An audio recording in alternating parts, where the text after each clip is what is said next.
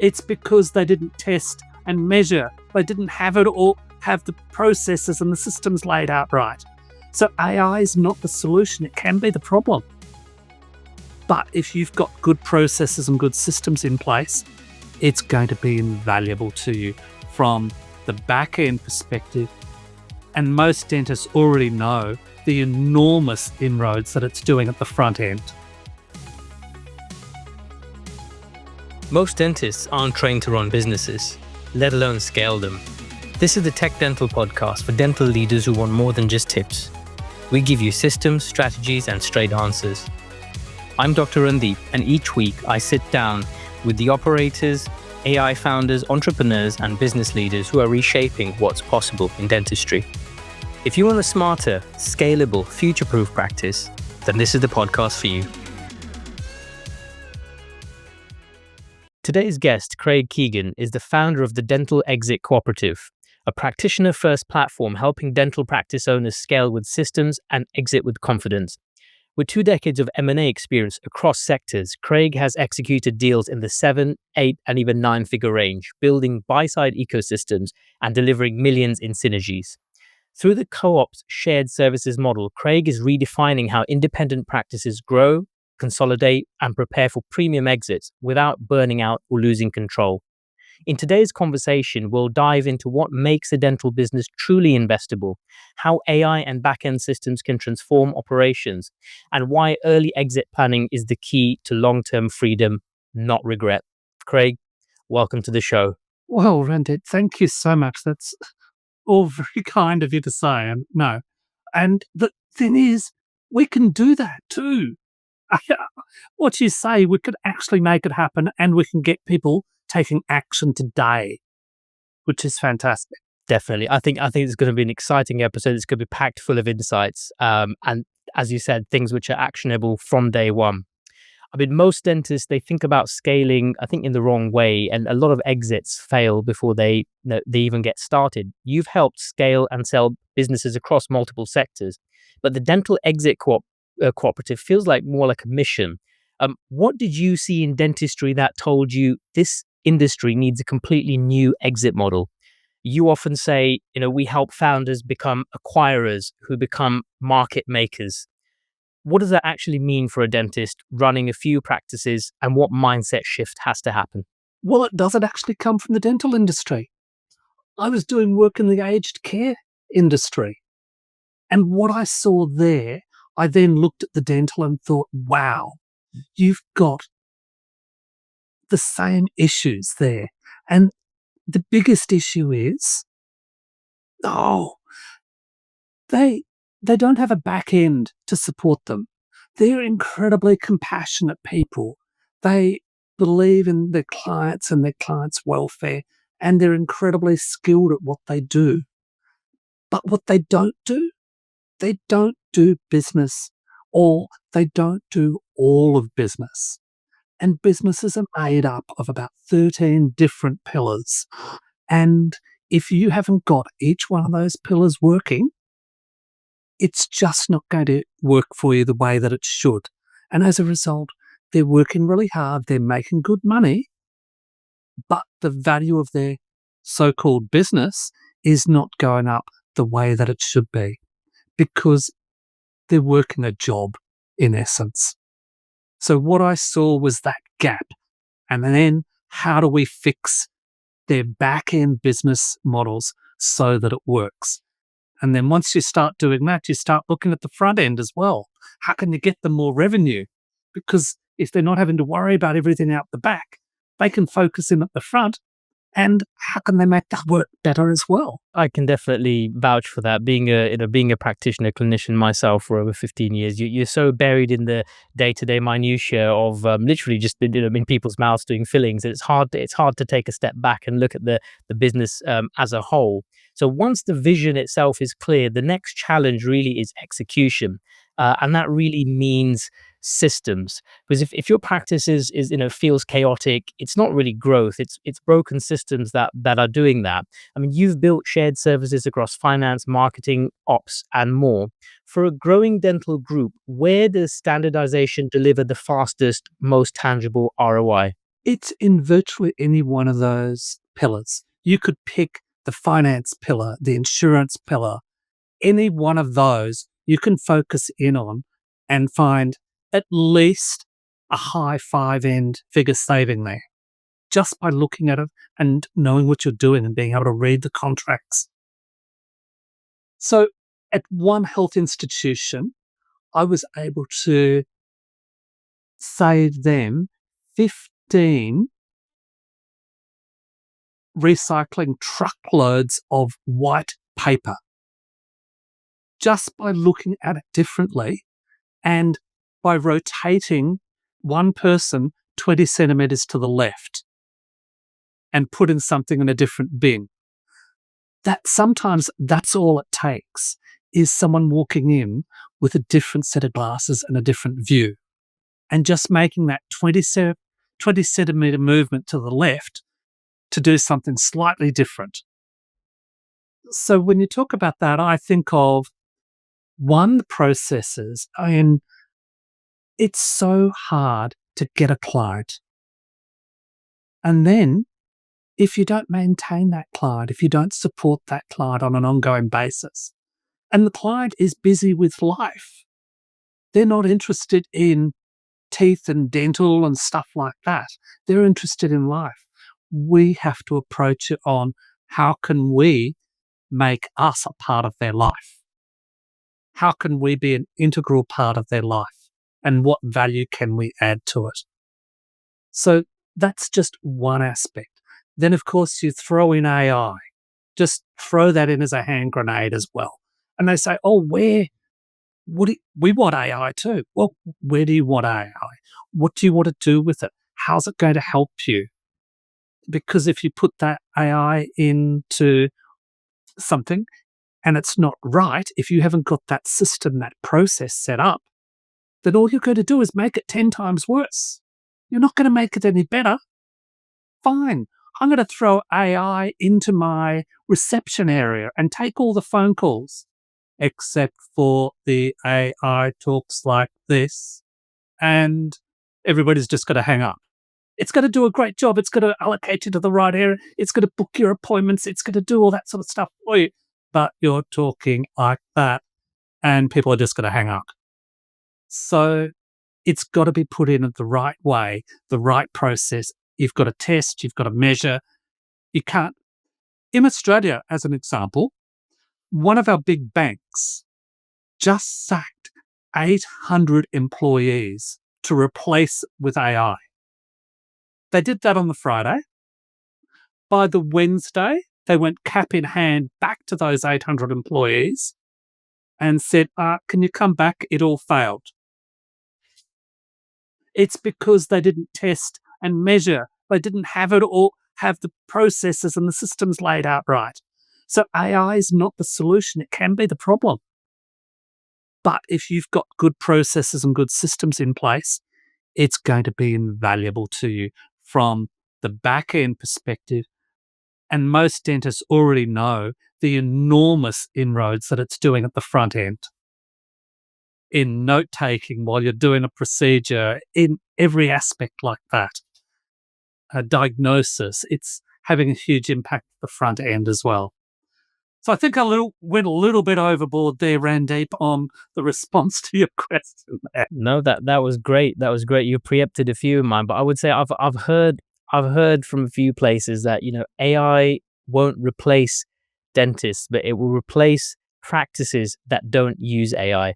So that it will kind of help them to, as you mentioned, tiny changes, and then you've got these tiny changes that you mentioned with the recycling, and if you tweak those tend to be growth levers that will compound, especially in a group situation. These things compound over multiple practices. So that was a fascinating insight. And I mean, you mentioned the back end staff, the financial forecasting, performance. Where is AI genuinely reshaping dental operations today, and where do you think it's still, noise and hype? The noise and hype is not coming from the people that are using it and that are implementing it. It's coming from everybody else that has no idea what to do with it and how to implement it. The people that are actually doing it are too busy getting it right and making it work. Where I see AI in effect is recently I had to go in for some surgery and I had a biopsy done. Now, the question is, do I want one dentist looking at that biopsy and saying, no, you're good to go? Or do I want 1,000 dentists that have all looked at this same sort of thing and then 1,000 cases each for those dentists over the last 20 years? So I'm getting 1,000,000 dentists basically look at my one thing. Of course. And that is going to be the same thing in dentistry. Where we're going to be going very soon with the dentistry is home kits. This is going to be the biggest thing, is dental procedures or dentist work happening at home. The home kits where they can go in and they can hire out for a night a tool to go into your mouth, take photos of your mouth, check your mouth out, and they'll do that every 3 months rather than every 6 months. Do it every 3 months. Let's get ahead of the game here and do some preventative, and then they'll bring it back in. The photos will all go up, they'll be assessed, and we'll quickly be able to tell whether they need to come in sooner or later. Whether we keep them at the 6 months appointment or whether we bring them in for one quicker. That's going to increase revenue because now we've got the hiring fee of the tool, we've got processing fee, we've got that, they're coming back in 4 months, not 6 months. That's good for revenue as well. But not only that, we're doing so much better with our clinical care and our patient care that way as well.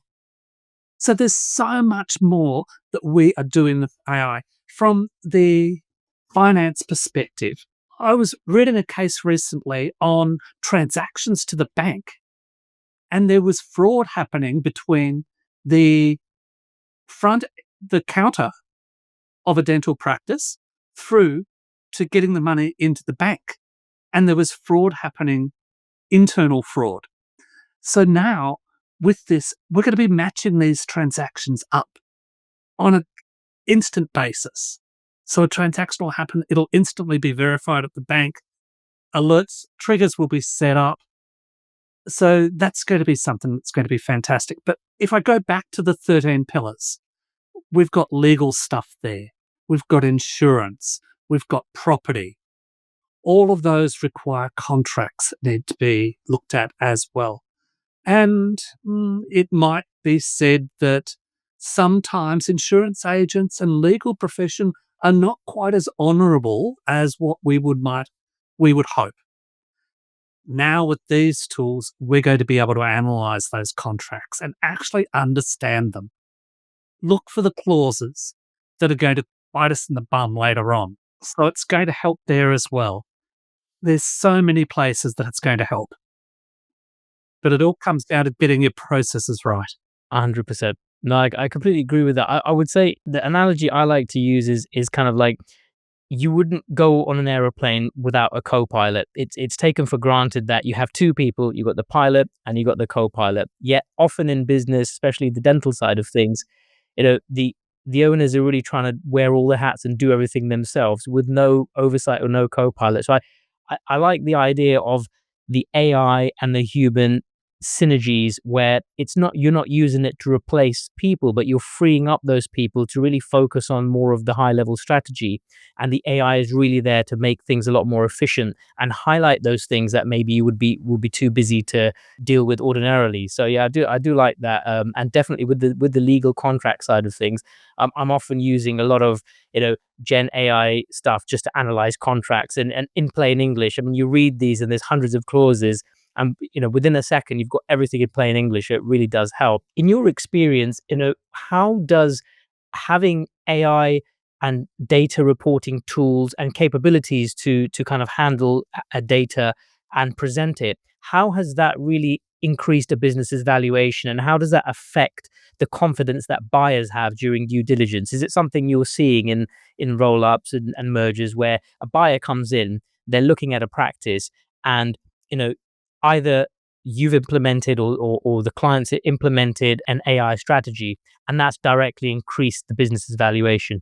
Yes, you are seeing it. It's still very early days though, but you are seeing, and where you're directly seeing it is where the founder of the dental practice is involved primarily. Because what we're finding is that AI is taking on some of those tasks and thereby reducing their after hours work. So they might be putting in 3-4 hours after hours each night. That's now being reduced to 30 minutes.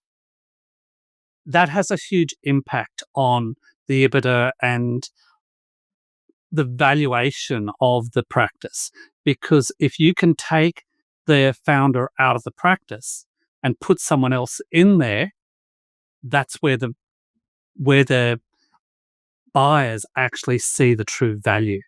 So it's that strategy. And if we can focus in on, I get people to fill out several forms for me before I even talk to them about their business. I'll meet them, but then I'll say, here, can you fill out these forms?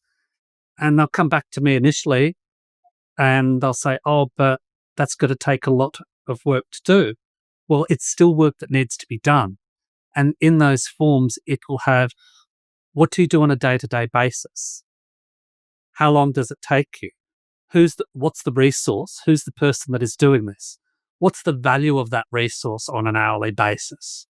And then it does all the calculations to demonstrate to the owner how much these little tasks are costing them. Then we go through weekly, monthly. We do all of those tasks. And I keep saying, focus in on the processes and the systems. We just take one of those, just one, and we get that right. Then you move on to the next one and you get that right. And you make these processes isolated so that they are not going to be interfered with any other process. Isolate them, get them working.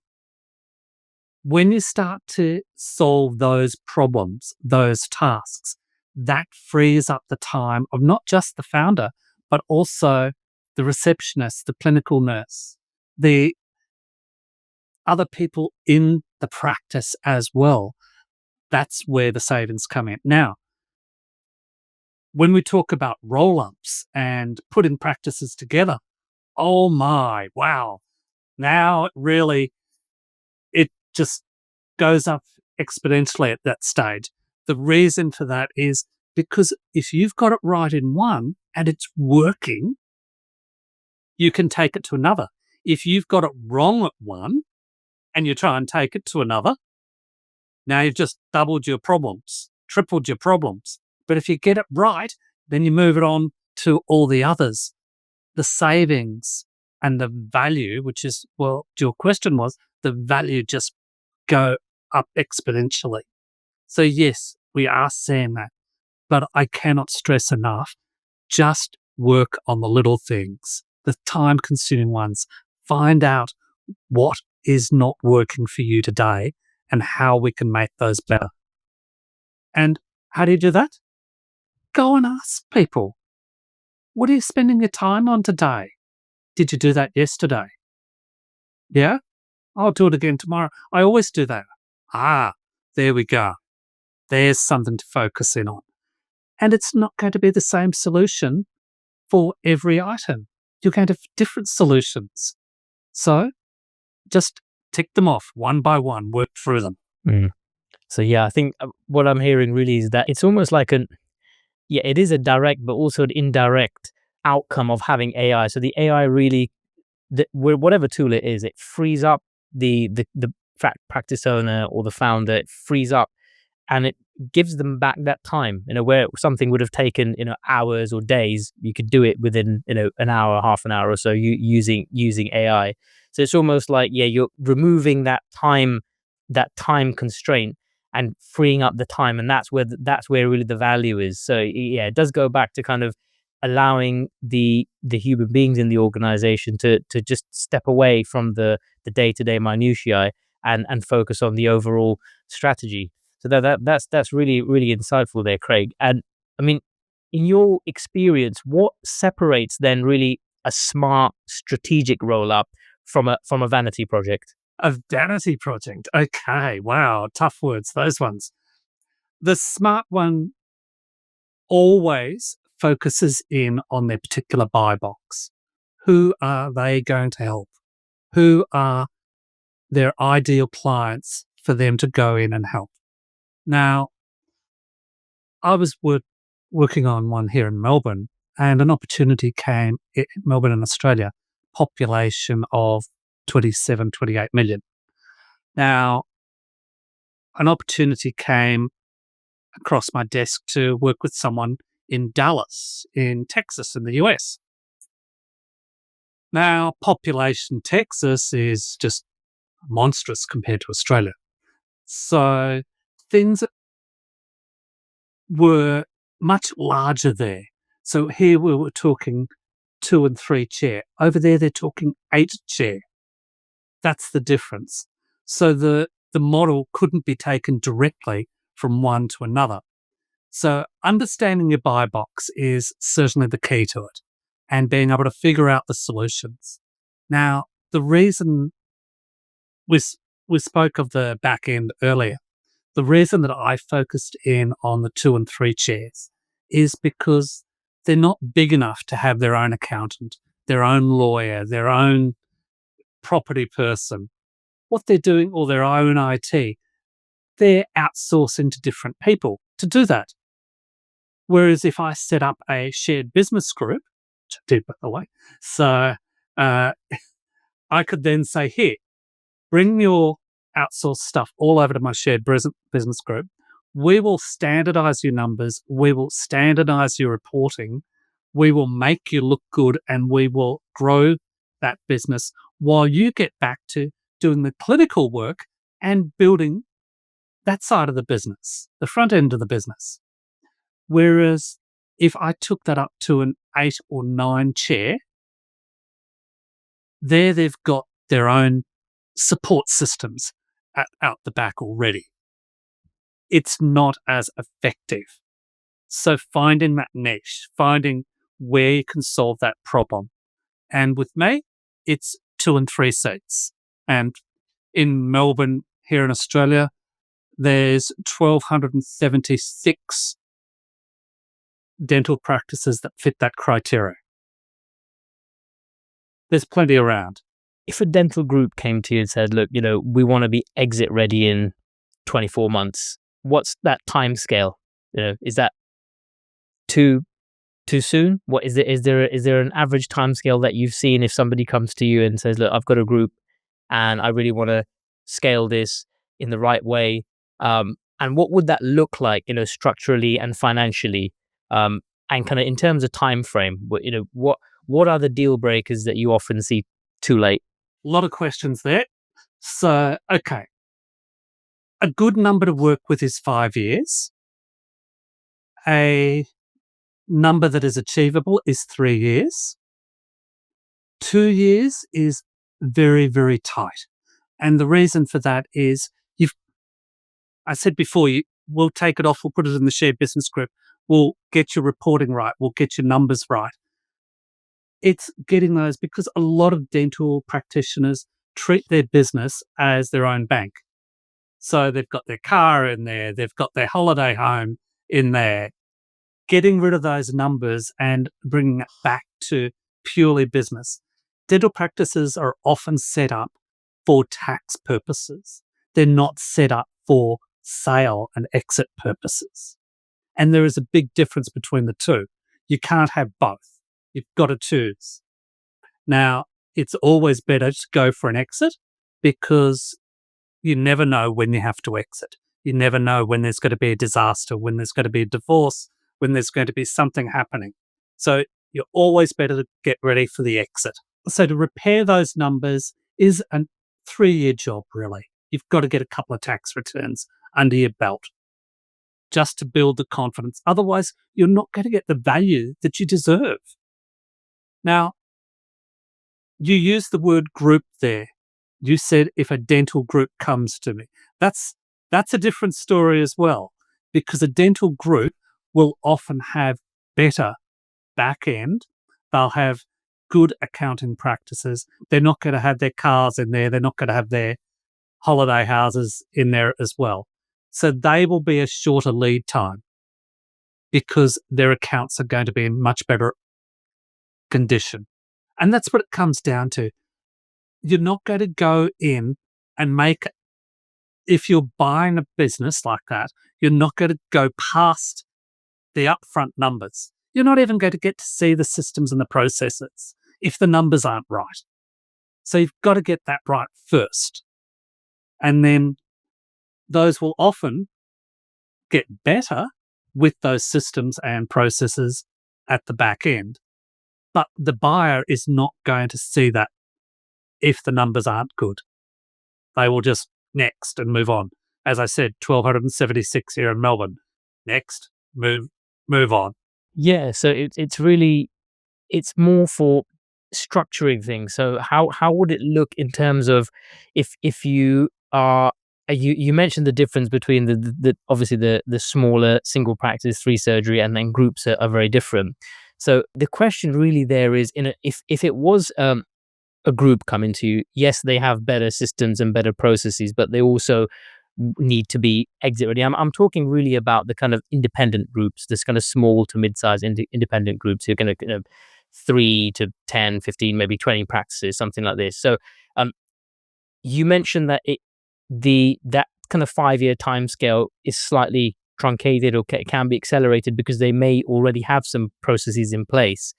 Where would you improve that specific niche market's processes? Where would you concentrate on theirs with respects to a smaller practice? I would take it step by step, and that is I would look at every single one of their pillars.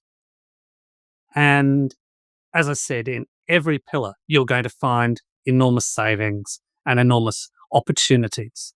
So I would be mapping out those pillars and working through each and every one of those.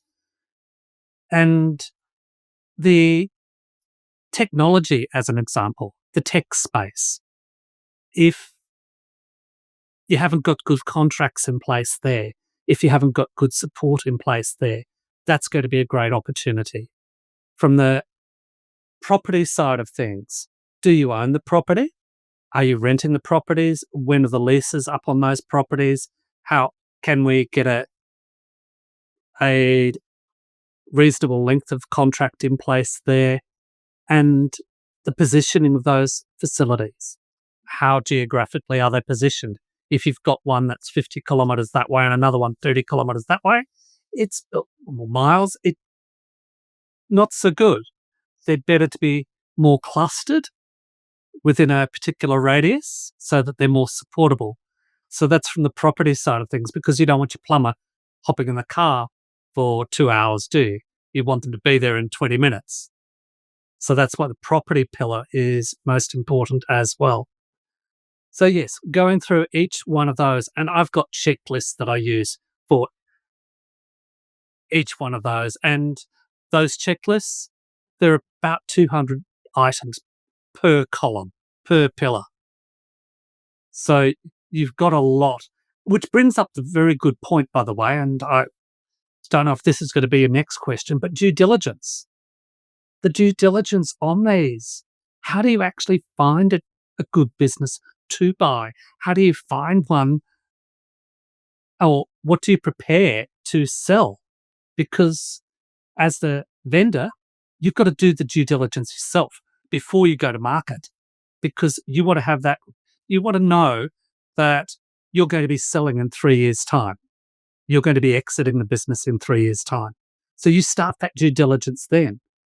And people say, oh, well, isn't it the buyer's job to do the due diligence? No. Do it yourself. Keep adding value. And so from the buyer's perspective, with the due diligence, it goes in phases. And the reason why it goes in phases is because it is so strenuous on the business and on the personnel in the business. And you don't want to be in a position where you're putting too much strain on your target business that it's affecting the people in there, it's affecting the profitability of that business. You have to walk a bit of a line, and as the buyer, you're never going to be finished due diligence. You've just got to draw a line in the sand and say, okay, that's enough. I'll take it and we'll work on it. And then how do you structure that deal, by the way? Again, do you do an asset purchase or a business purchase? Always the asset purchase. You never do a business purchase. I don't want the liabilities of the business. I don't want the legal suits of sexual harassment or whatever it is that's going on there that I won't hear about for another 3 years after I take over the business. I don't want to know anything about that. I just want a nice, clean purchase of a business that I can build and make better. So the due diligence from the seller's perspective starts 3 years before they go to exit. And the due diligence from the buyer's perspective, you've got to be reasonable and just stop it at the right time. And you will know that. There will be resistance, there will be lag, but you've got to have a good relationship. And if you keep pressuring them, there will not be a good relationship. And personally, I want them to stay in the business and work it for me because I'm not a dentist. I can't get in there and do that stuff. I want them to stay. I want to keep them happy. Craig, that makes absolute sense. And you've kind of brought me to my next point on deal structures. I mean, you've worked on earnouts, equity rollovers, and founder retention models. What deal structures truly respect the founders or the owners, and what should dentists really be wary of if kind of PE gets involved? It's not PE. Okay. I don't think the PEs are the problem. What I would be very careful of is the family equity businesses. They're the ones that I would stay well away from. The reason for that is private equity needs to turn over the business every 5 years. The family businesses, they don't. They can keep them for much longer, which means you don't get paid out.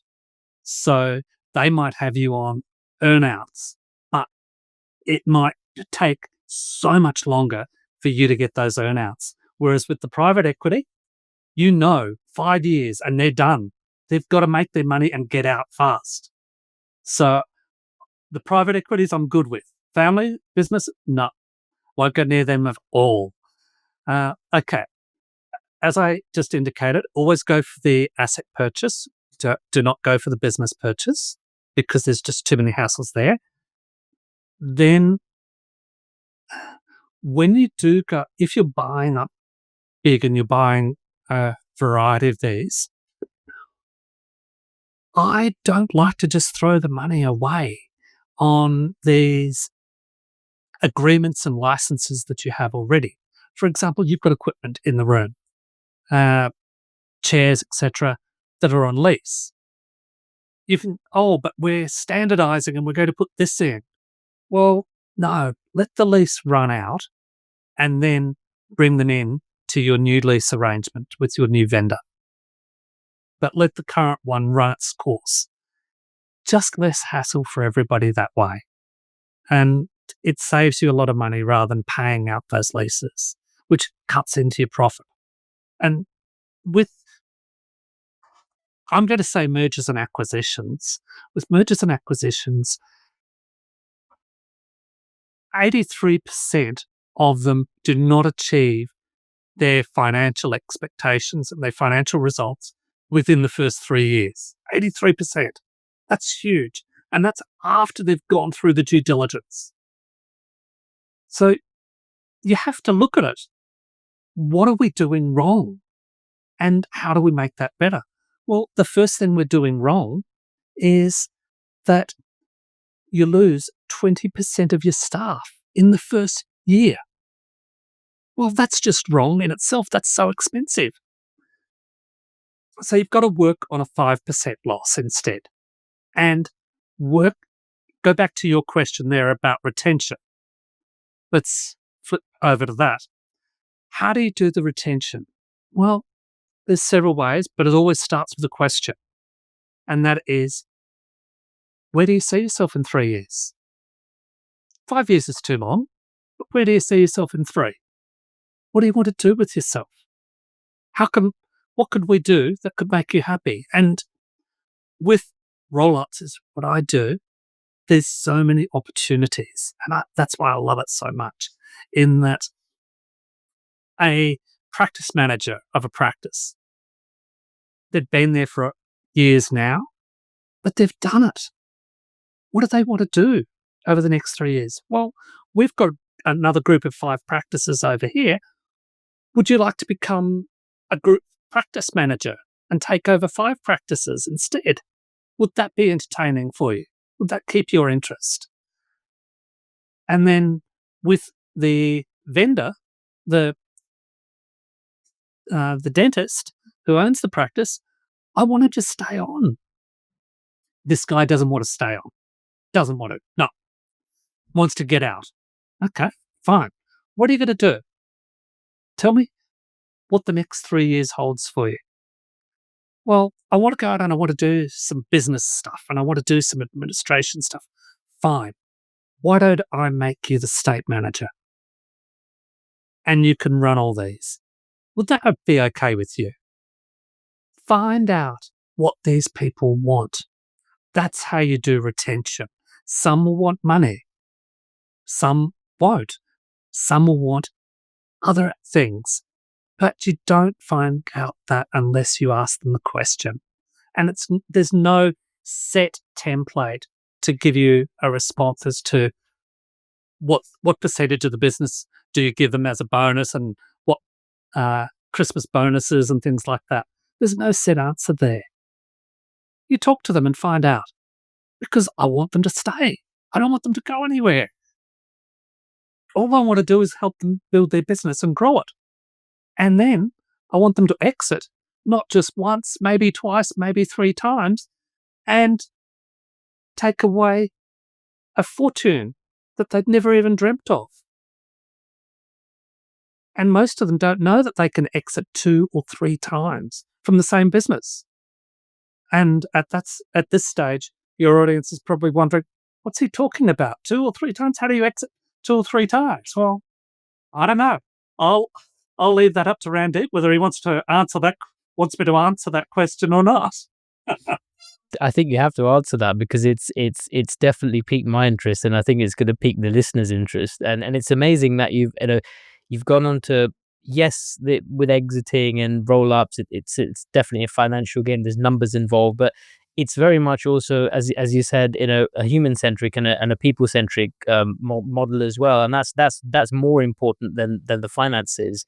So yeah, please elaborate on that. And then once you've elaborated on the exiting 2 or 3 times, and I've got my notepad out here as well. I would say, could you talk a little bit after that about post-sale regret? I mean, you posted recently about that as well, and why so many dentists feel lost after a deal and how you help them plan. You mentioned a lot of this in terms of restructuring their role. So yeah, if you could please start with the 2 or 3 exit kind of strategy model, and then if you just talk a little bit more about kind of how dentists can be helped after a deal to deal with that kind of loss of identity. Okay, will do. So there is a big difference between a merger and acquisition and a roll-up. And what I focus in on is the roll-ups. And the reason for that is it just makes everybody's dreams come true. Now, okay, so let's go with this one. Their business is worth 1.5 when I walk in the door and say hello. We put it into the shared business group. We'll grow it to 2 million. Then, because I just happen to have another 29 dentists just like you, I'm now bigger. I'm more valuable because these PEs have got $7.8 trillion in equity right now, waiting to spend it. 7.8 trillion. So they need to invest and they need to get the money back to their investors within 5 years. So they don't want to go and buy just 1 or 2 or 3. 30 is nice. They can do that. So 30 they'll take and then they'll put it in, but they want the founder to stay for another couple of years because They want to make sure that they're getting their growth, and there'll be retention stuff happening there, by the way, as well, but that's another story. So the founder will get paid out 70% of the value of their business. So it was valued at 1.5, it's now valued at 2. We're selling it for 6. They're getting paid out at 70% of that. So, help me out here. That's 4.2 million that they're being paid out for a business that's only worth, that's 4.2 million in their back pocket. That's for a business that's only worth 2 million. If they went and sold it by themselves, they sell it with me, that's what they're going to get because of the sheer size and the value of that size. So they've still got 30% left in there. So if that was 4.2, they've still got 1.8 million left. You're writing this down in your notepad, I hope. 1.8 million left in this private equity firm. That private equity firm, what have they got to do? They've got to get rid of sell this again in 5 years, don't they? That's a requirement. They have to. So 3 to 5 years down the track, they're going to sell it again. They don't want something that's just static there. They're paying a big commission to their investors. They need to grow this thing. So that 1.8 million is probably going to be worth about 5 million at that time frame. So what, they stuck 4.2 million in their back pocket in the first transaction. They've got 5 million now left for later on. And you don't have to sell it. You can if you want to. Why not just take half? So stick another 2.5 million in there, leave 2.5 million in there, leave it for another 5 years where it'll grow up to, 6 million? So you can exit 2 or 3 times this way. And you will make more and more each time you exit, and you're already making more than double what you can if you exit by yourself. It's wonderful, isn't it? Well, that's fascinating. That is, I think a lot of people will be writing down furiously and jotting down notes there. It's amazing how you can structure these things. And Craig, I would say in the next, with everything coming in with AI tech, how do you see your industry really changing, within the next 5 years or so? How practices are kind of bought, scaled, grown? How do you see that changing with the tech that's coming in? I mentioned 5 years earlier. Well, that is not a constraint that I have. That's a constraint of the private equities. If they can make their money in 3 years, do you think they'll do it? Yeah, I think they will. With AI going in, it's going to happen faster. It'll be faster than 5 years, absolutely. So from my side of things, this is going to be a very fast turnaround time coming up. But I also want to get back to, remember we're talking about that home kit? There's going to be so much more of that happening. There's, round where I live, we've got dental buses that go round to people's homes now. So they'll drop by your house and do what they have to. This is what's happening. Things are going to be very much more client-oriented and therefore adding value to the client. And this is going to be done through AI, absolutely, where we're going to be able to predict gum disease and be able to say, okay, you're in this demographic, you're living in this region, you're a you're a Caucasian, blah, blah, blah. You're going to get gum disease in the next 18 months. We're going to put a program in place right now to prevent that from happening. We're going to be bringing everything forward to do more prevention on a clinical basis as well. But from a business side, things are going to go much faster. From a clinical side, things are going to be far more accurate and tailored for the individual. That's fascinating. Craig, we're going to have to, I could listen to you all day. We might have to do another episode, but this has been a masterclass, from systems to exits, from AI to the human side of selling. Before we wrap up, where can our listeners best connect with you and learn more about this? LinkedIn is always the best place to find me. So just look up Craig Keegan Dental, or if you go hashtag Craig Keegan, hashtag dental, I'm the top 10 on Google. So you'll just find me that way. But I just want to stress one more thing. This is all about people. Everything, it's all about people. The AI, the roll-ups, everything comes back to the people side of it. Yeah, I would second that. Thank you very much, Craig. To our listeners, if you've enjoyed today's episode, make sure you hit follow on your podcast app so you never miss an episode. Subscribe, leave a review, and help us grow so we can keep bringing you the latest in innovation, strategy, and systems. For more insights on AI, business, and the future of dentistry, head to techdental.com and join the growing community of dental leaders who are shaping the future. And remember, be bold, keep learning, and scale with clarity. I'm your host, Dr. Randeep. Thank you for listening. Craig, thank you for being with us. Thank you. It's been wonderful. And yes, you've got to get over to TechDental. Scaling a business isn't a dream, it's a decision. This is the TechDental Podcast. And if you found value today, follow, share, and subscribe. This is the edge every dental leader needs.